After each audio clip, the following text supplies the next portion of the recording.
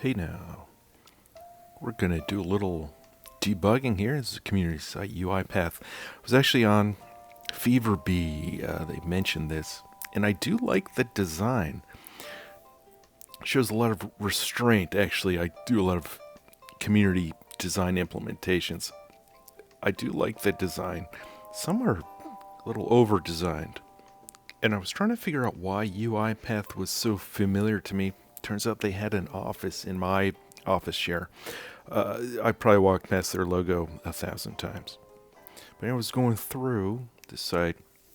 It's a little bit of horizontal scroll. You see that? I don't think it's supposed to be there. I noticed that. And I'm a logged out user. This will happen a lot when you're implementing a grid system that you haven't used before. It's usually with Bootstrap has to do with negative margins if you're using an older version of Bootstrap.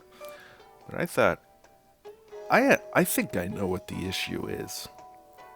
So something is just kind of poking out of the header there. But I wanted to show how you can quickly debug something like this. Or hopefully it's quickly. So I'm in my debugger here. Oh, we don't like to see those errors. That's Google Tag Manager. You may need to update your Google Tag Manager script. Who knows? We don't care about that. Okay, what do we need to fix this? Something in the header. It's too wide, whatever that width is. So let's try to figure this out. And also, you notice, don't have the issue when that is expanded. It's only when you close that. It's interesting. That may be a hint for us, but let's start debugging anyway. And I've already debugged this, but I'm going to show you how I would approach this one. And it's not a major issue. But if I highlight a certain element, that I thought it was that top header thing, first top menu. You can just do display none. That'll just help you debug. Just get rid of it if we still see some side scroll. So here's this other, the main header. Do display none. Uh-oh. That's weird. I could have sworn it was coming from something up top there. Coming from the content area? It'd be weird if it was doing it across the whole site, because it's not just homepage. Maybe there's something in there. Absolute positioned.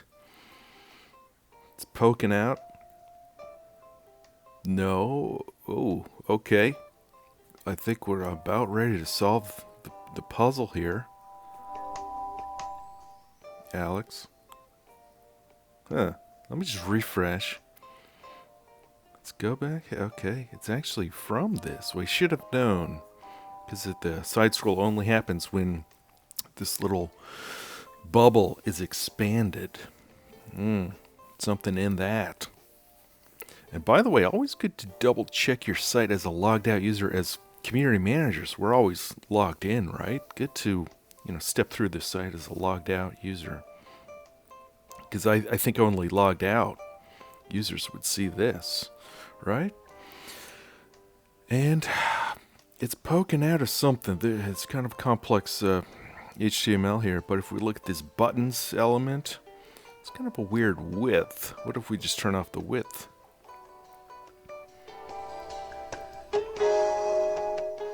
Seems to have solved it.